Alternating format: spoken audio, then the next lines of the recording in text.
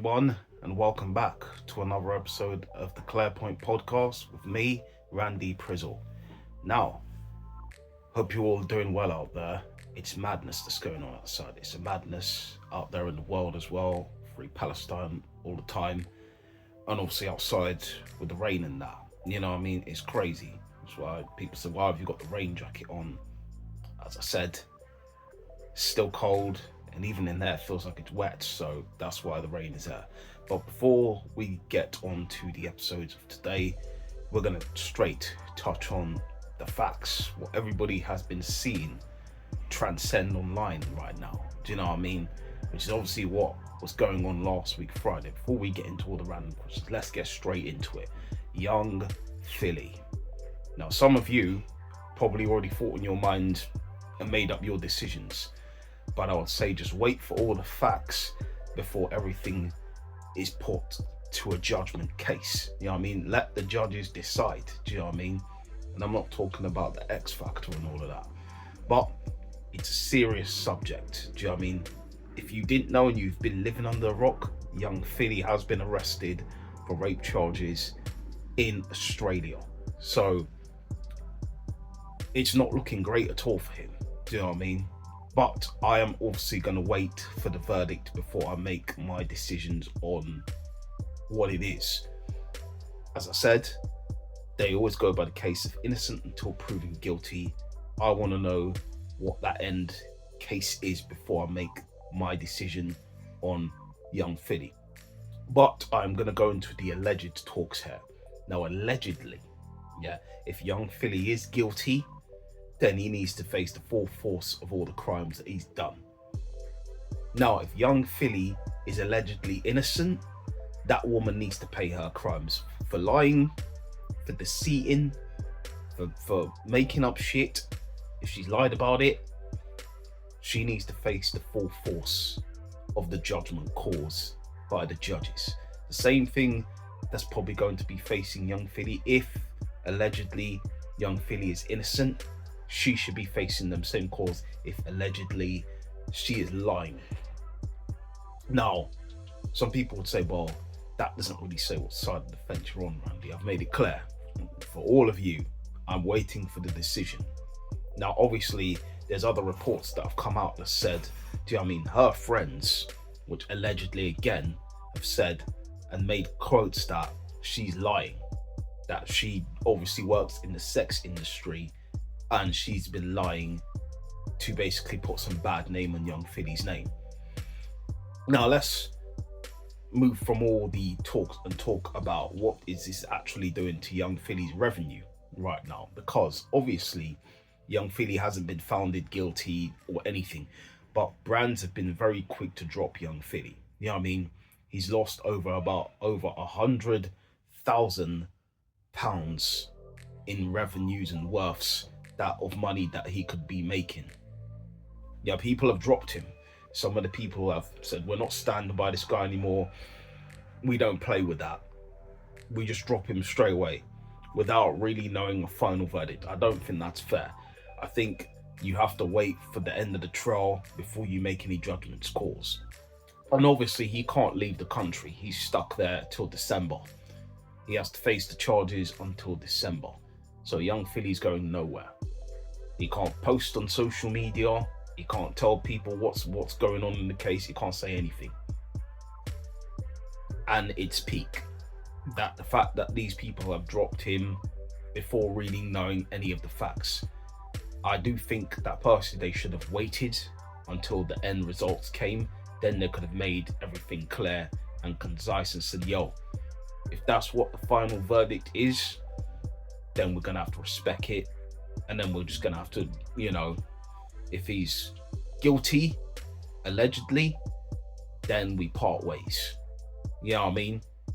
If he isn't, he's innocent, then we continue with all the sponsorships and whatever that he was on.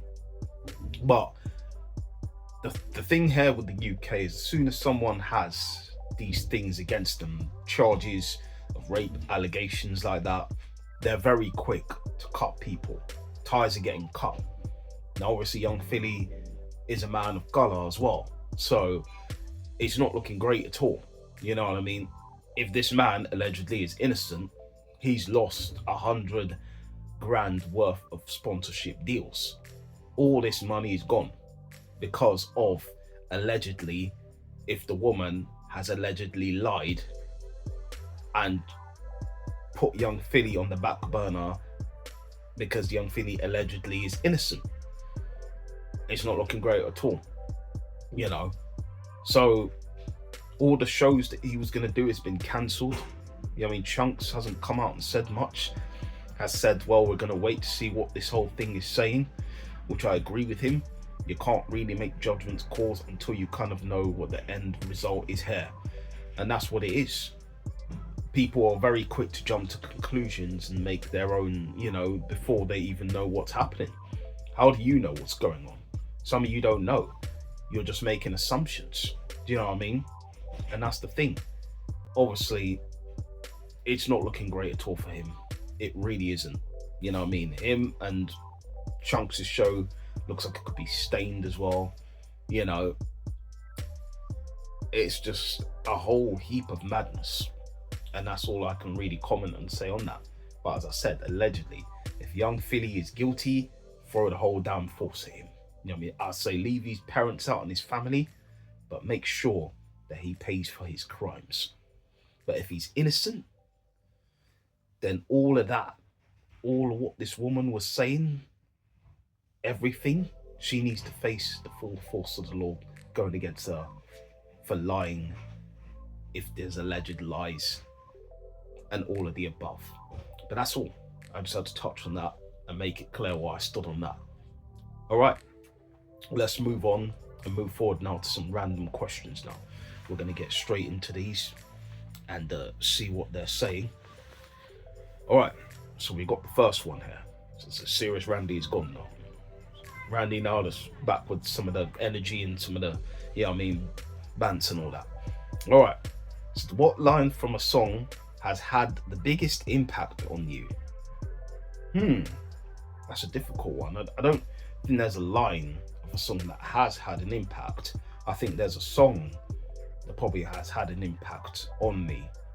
In terms of obviously Desiree's, you know, you gotta be bad, you gotta be bold, you gotta be wiser, you gotta be hard, you gotta be tough, gotta be stronger.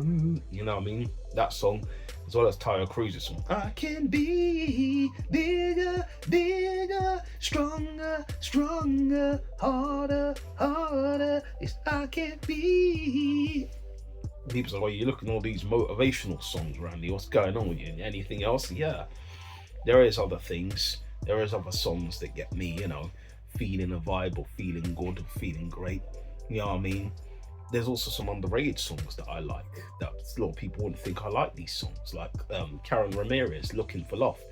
The beat of that song just gets me every time. You know I'm love till I found you. Yeah, man, big tune that is. You know what I mean? There's a lot of them that, you know, gets me up my toes curling, you could say. You know, not in those ways. You know, doing all the talks of the pillow talking about like the Zayn Malik song. I'm talking about, that's not one of the songs, by the way, I like. Just keep that over there. That's not one of my favorite songs. That's one that sticks in my head when I was talking just now.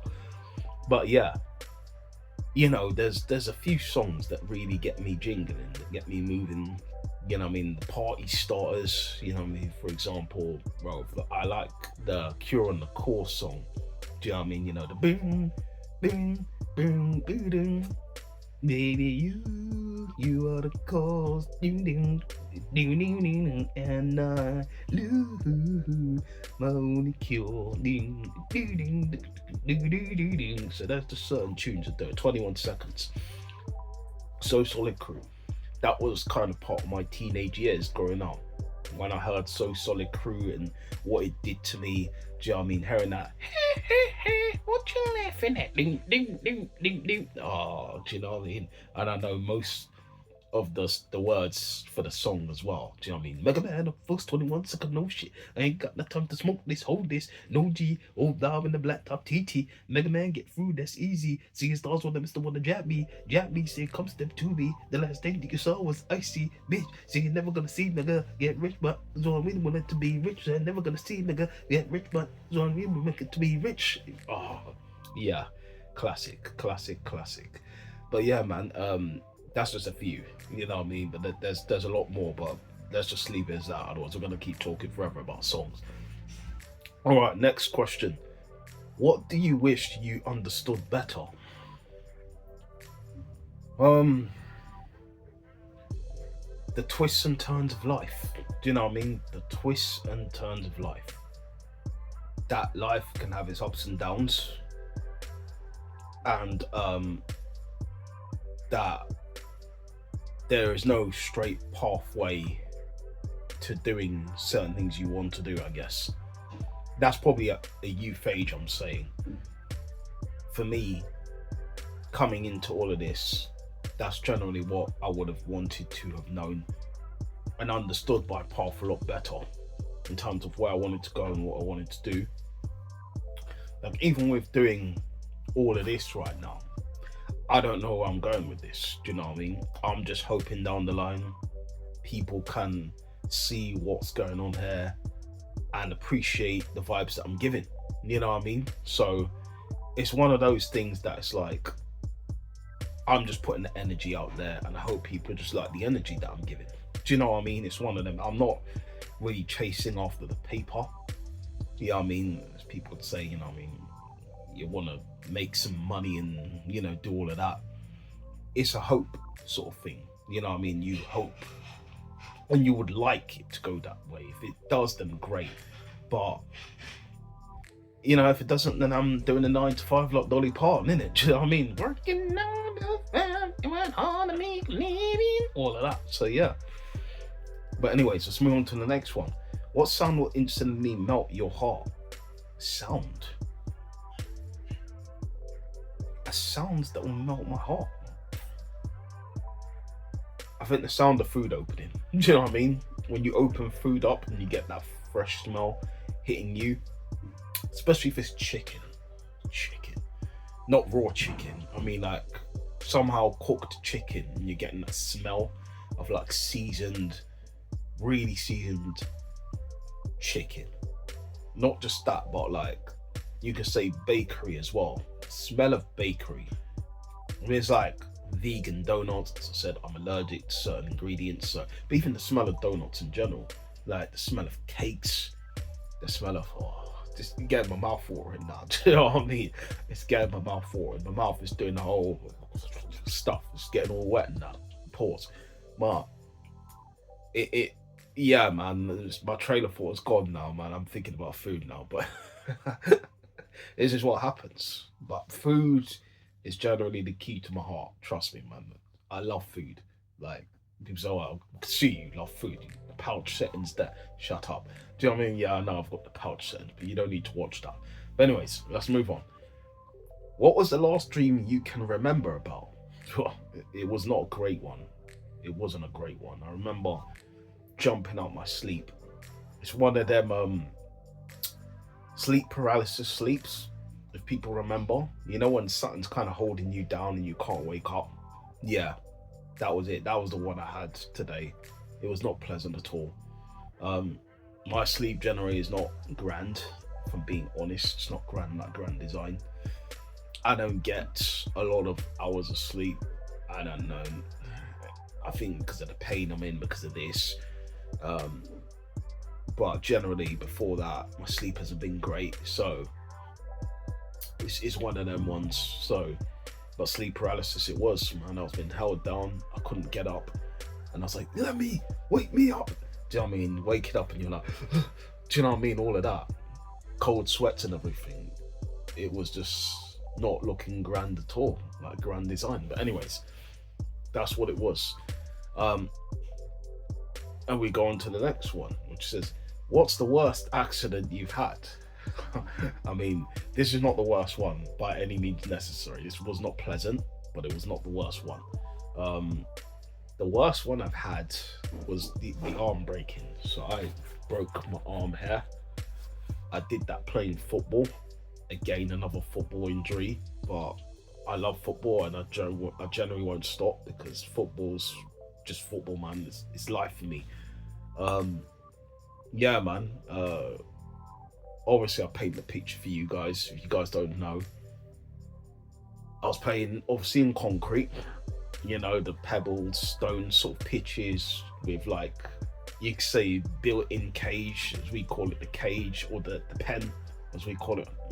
Don't ask me why we call it the pen, but that was just the name for it.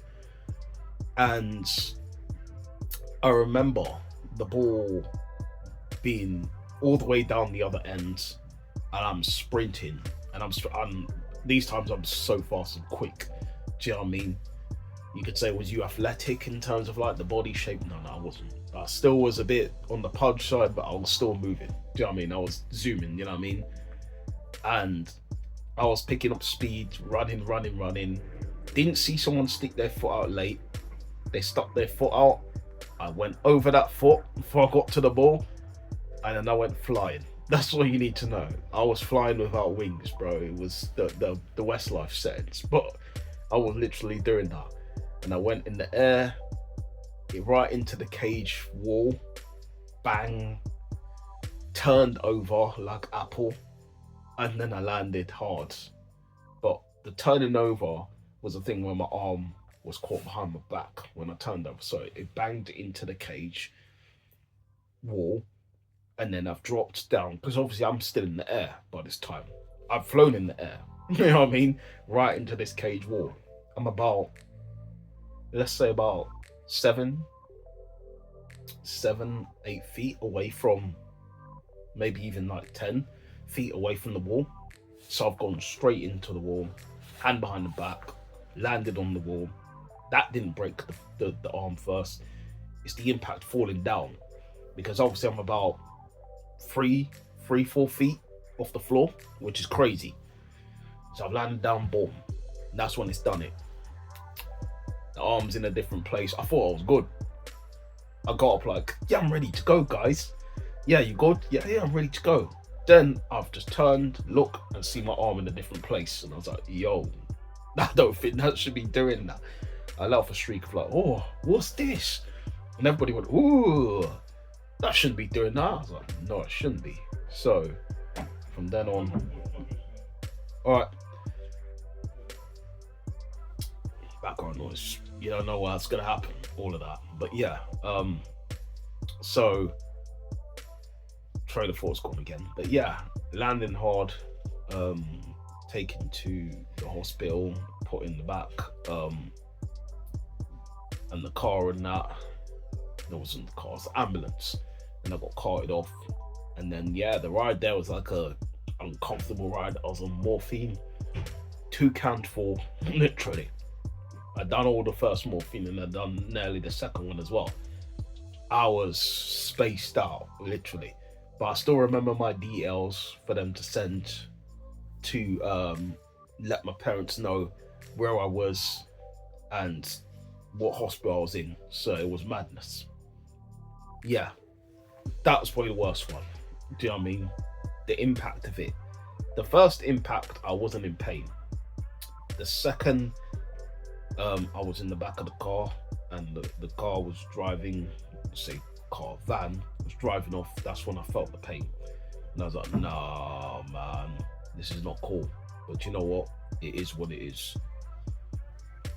I haven't stopped playing football since. It took me a while to get back into that cage and play again. But when I did, I bossed it. As I said, excuse the background noise. I told you, this is a bootleg podcast. You're going to get these sort of things. But anyways, you have background sound and music and all that. I should drown some of the noise out. So it is what it is there. But yeah, that's that on the random questions. We're going to move on. You know what I mean? We're going to move on now to Cobra Kai. So Cobra Kai obviously has come out season 6 so far. To be honest, I think it's been a weak season so far. I'm not liking the fact that I thought there would have been a lot more action than I thought there would have been, but it's still okay. I don't really know what more to say about it. People say, well, was there nothing else? Listen, the storyline was okay. It was okay. For me, when you're doing these sort of action, sort of drama, fight scene, kind of, epic encounter of a TV series, you'd want to see them all go down. You want to see the fight scenes go down well, you want to see everything go down, and it just didn't do that. So it's one of them things where you're looking and you're saying to yourself, what more could there have been done? You know what I mean? And I'm looking at it saying that what more could have been done is in terms of where, again, what tons could have been done is the fact that you have more epic scenes being shot, more of the fight scenes going on, more of everyone making things clear and concise. You know what I mean? Listen, we know what's going to happen when Kreese obviously broke out prison and it went mad. Do you know what I mean? I kind of predicted those things were going to happen, so it didn't shock me one bit. You know what I mean? I would have liked a bit more unpredictability and a lot more clean fight scenes, but they just didn't have that, unfortunately. So it's one of them things where you're just like, well, what can you do? You know what I mean? I think Cobra Kai could have done a lot better there. So far, very average. 5.5 for me, you know what I mean? And the fight scenes, when they did happen, were great. But as I said, I would have wanted a lot more for that. So that's where I'm on the fence with that. And that's my thoughts on Cobra Kai. Yeah, so with that, what do you guys think? Young Philly, thoughts on that? What's the thoughts, obviously, on the random questions and Cobra Kai? You can put your comments below, keep it to yourself. With that, we're going to move forward to talk, obviously, what's going on now in the Nigeria team. So obviously, Nigeria are going to boycott the AFCON qualifier game after being stranded at an airport in Libya. So basically they landed in Libya and they weren't taken care of. They left them there to kind of fend for themselves. I think they were there in over 20 hours plus, stranded in the airport, couldn't get out of the airport, and it's not looking great at all for Libya in terms of now they've had to boycott because they felt disrespected in this regard. It's an absolute disgrace. As far as I'm concerned, it's a disgrace in terms where Libya hadn't treated this game like a serious game and hadn't treated their opponents with the utmost respect that they should have treated them in. It's a farce, and I stand with the Nigeria guys, not because I'm part Nigerian, but I do, that this was disrespect at the highest order, and I agree with them. Why should you play this game when these people want to treat you like you're some sort of piece of shit on a shoe? You know what I mean? In terms of not giving you a quality service when you arrive in their country to play a qualifying game. Like, these are very dastardly, underhand tactics. You know what I mean? To unsettle them, to think that they've already won the game before kicking it off. No, that's bad. Yeah, you don't treat people like that. It's badder than Michael Jackson. So, you know what I mean?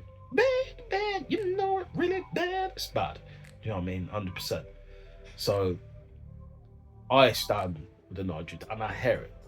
They have a right to boycott. You know what I mean? And they should. And if it goes ahead, I stand firm that they should actually boycott it because it's a disgrace. But that's my thoughts on that.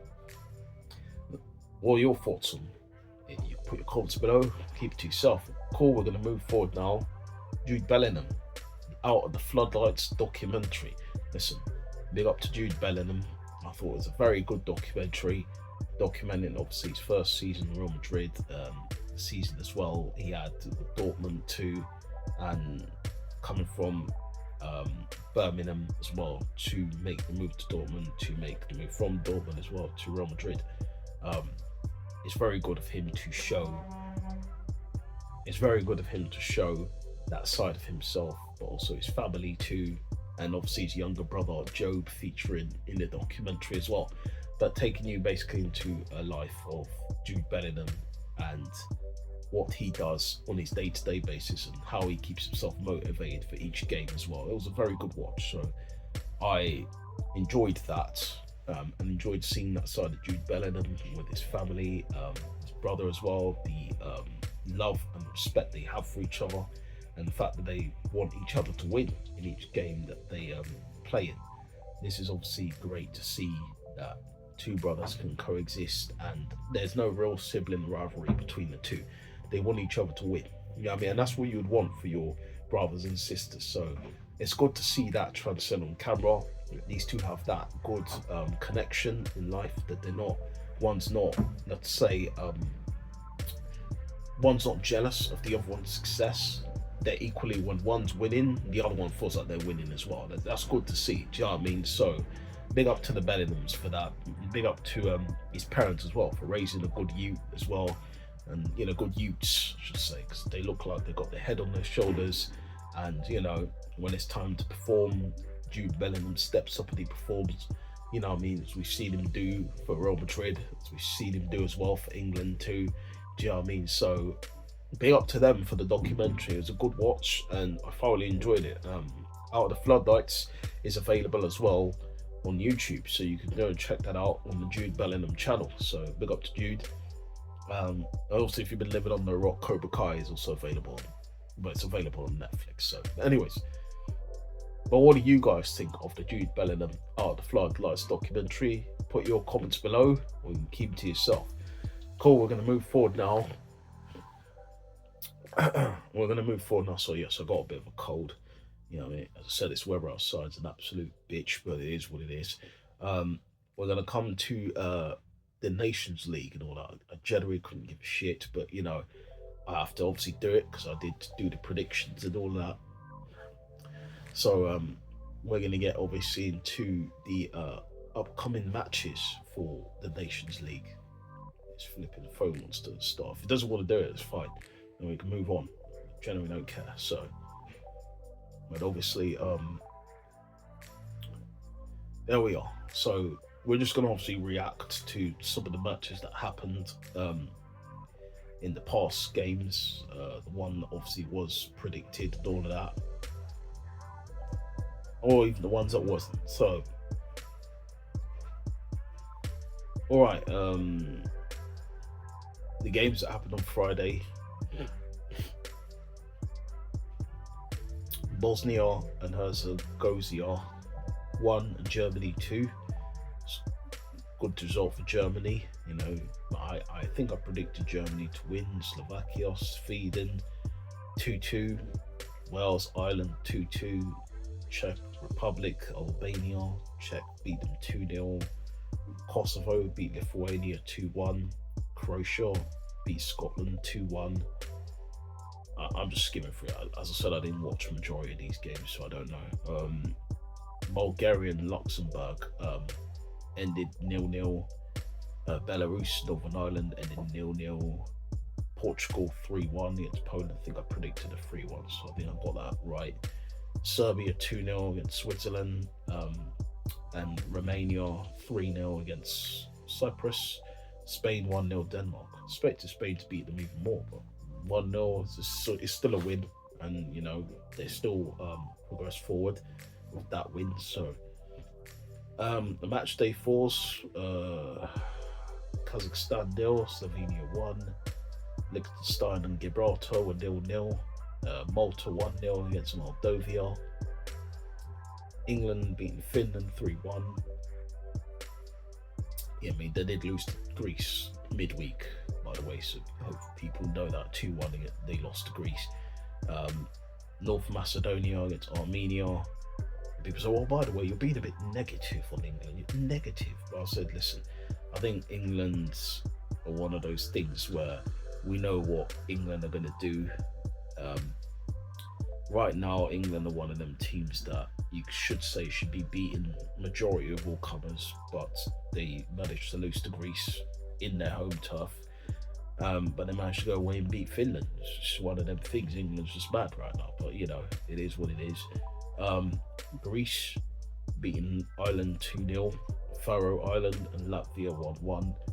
Austria 5-1 against Norway. It's a big win for Austria. Big win. obviously we come to today's predictions. Azerbaijan against Slovakia. It's today at 5, so literally this podcast has been shot at 4:03. Currently the time is now, so I can't predict these games because it's not going on right now. I'm gonna go for Slovakia winning 2-1. Georgia against Albania. I'm gonna go with Albania. Very tight 1-0. Italy against Israel. Italy 4-0. Bosnia and Herzegovina. And by the way, sorry, I have to point this out. Why isn't that country being banned from participating in these matches? I don't understand that. You banned another country, but you haven't banned them. It doesn't really make sense, but anyways. Yeah. Bosnia and Herzegovina versus Hungary. I'm gonna go for Hungary 2-1. Iceland, Turkey 3-1. Estonia, Sweden. I'm gonna go for Sweden 1-0. Belgium, France. That's a tight game. That one is probably well to watch that one.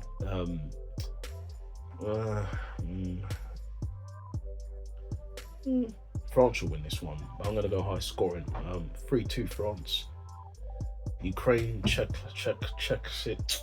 Czechoslovakia, Czech Republic. Let's say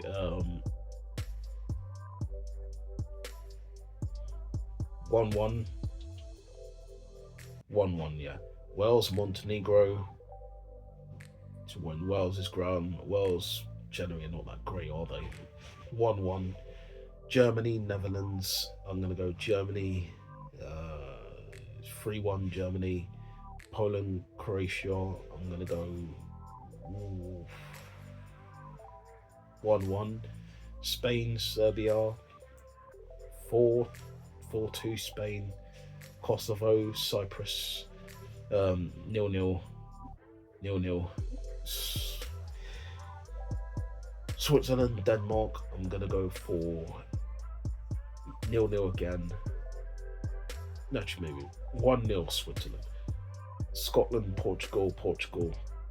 4-0. Belarus, Luxembourg. 1-1. Northern Ireland, Bulgaria. Again, probably another 1-1. Lithuania, Romania. Don't know what that country is, but yeah. Romania. I'm going to go for 0-0 again. And that's it. That's that for my predictions for the Nations League, which I generally don't give a crap about. But hey, I'm doing this for the entertainment advance purposes. So yeah, cool. We're going to move forward now to come to the Premier League. So yeah, let's get on to the Premier League and the predictions for the Premier League matches, which will be happening on the 19th October and onwards. So match day 8 we come to. So Tottenham versus West Ham. I'm going to go for Tottenham winning. 2-1 Tottenham Hotspurs. Ipswich Town versus Everton. This is same game Saturday. That game, Tottenham game is on at 12:30. This game is Ipswich Town versus Everton, 3 o'clock. I'm going to go for, I think a draw on this one, 1-1. Man United, Brentford, I'm going to go for Man United winning. Somehow they're going to win, I think. 2-1 Man United. Fulham, Aston Villa. This is a tough one to call, to be honest. Two teams that are in form, playing some good football. Fulham obviously suffered the loss last week, but last time they played, sorry, not last week. I'm going to go with, it is a Fulham's ground. 1-1. Newcastle, Brighton.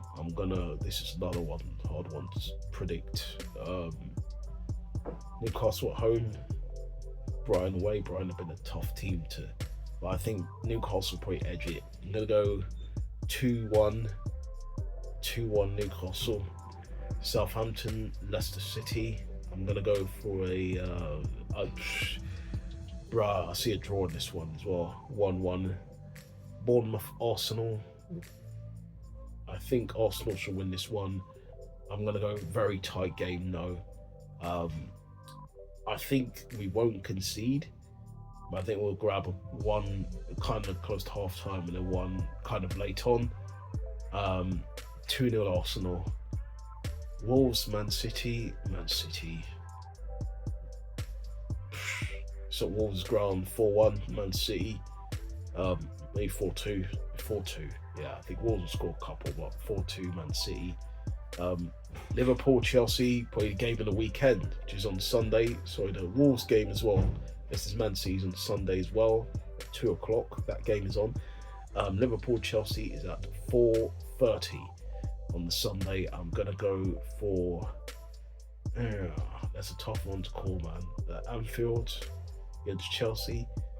Chelsea are in form now. Liverpool haven't really lost a game yet this season, so it's a tough one to call. I'm going to go for a...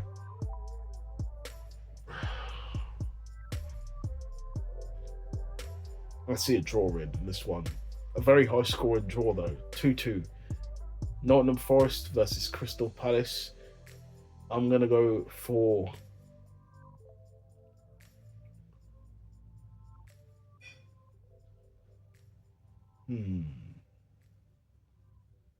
This is on Monday, by the way. This is Monday's game, 8 p.m. The 21st October.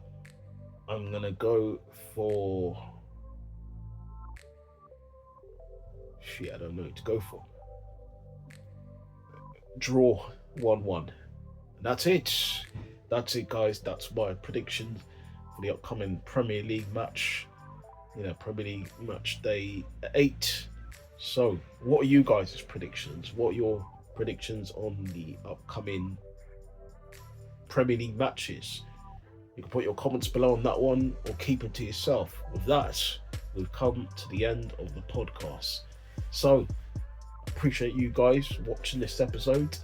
I appreciate you guys tuning in. If you're a first time tuner or seasoned tuner, all of that and the above, big up you guys out there. And you know what we usually do here when we finish? Before that, all of that below. Yeah, all of that below. Yeah. All of them ting them there.